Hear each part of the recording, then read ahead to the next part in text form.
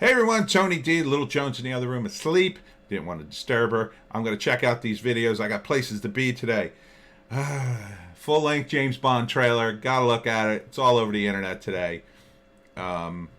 So, give my final word on James Bond and the not Bond movies they continue to make. This is it.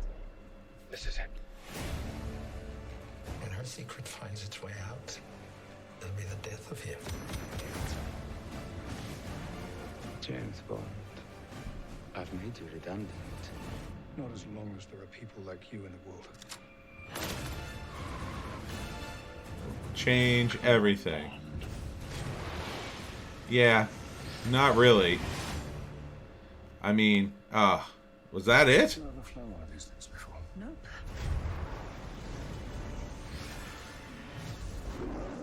How many? Oh, what do we have? Like 10 different versions on this thing? I thought it was one long thing. See, this is why I wanted to look at it. Why does everything connected to Bond, in my view, have to feel like a ripoff these days? This was your choice. Okay. April 10th. I'm not going to be experiencing an IMAX because, you know, I want so little from a James Bond movie. I just want James Bond to do cool stuff, shoot bad guys, sleep with beautiful women. Is that too much to ask? Apparently, in this day and age, it is. Because now we got to have James Bond's competitor in the movie. You need a female James Bond. You know what you could do? You could just make a separate movie. Just make a separate movie. I have a screenplay for a female James Bond. I have it. She fights vampires, but I still have it. I mean, you don't have to make her fight vampires. You can make her fight something else. But you just create a character who's female and who's a spy. It's as simple as that. And the problem, as I've said with James Bond movies, is the West has won. We've won. Spies are not nearly as necessary as they were. They're just not.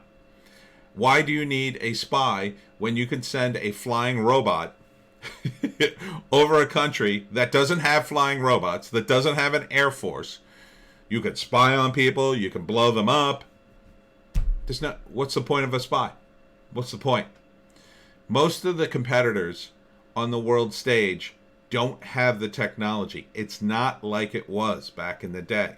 The only thing you could do is you can change the game up by having stories that are about other Western powers spying on other Western powers.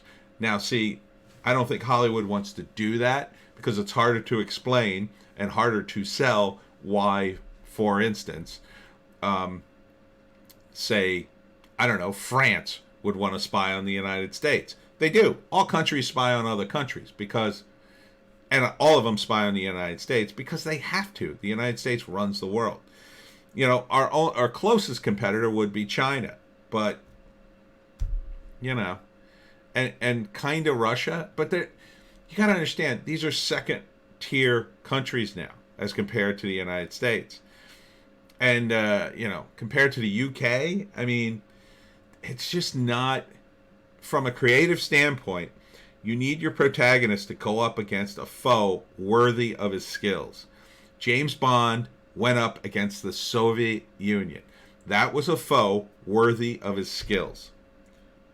There's not a Soviet Union anymore. There's no, you know, there's no one. James Bond would be part of the establishment now. And it just doesn't work.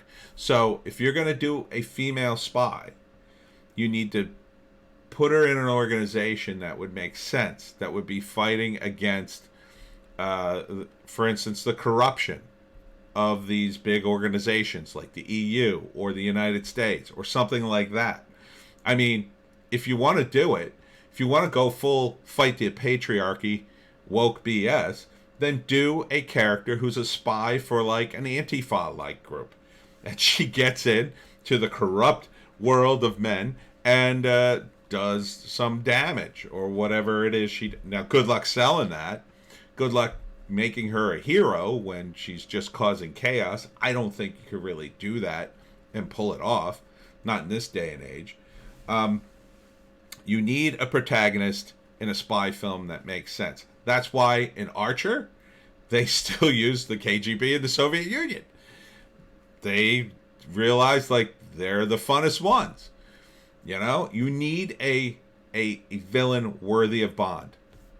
I promise you. See, all this focuses on Bond and Blofeld, and it's all soap opera stuff. Blofeld in the old movies was like a guy who was backed by the Soviets and then screwed them and is going to take over himself. That sold to earlier audiences. It doesn't sell now. Okay? It just doesn't work.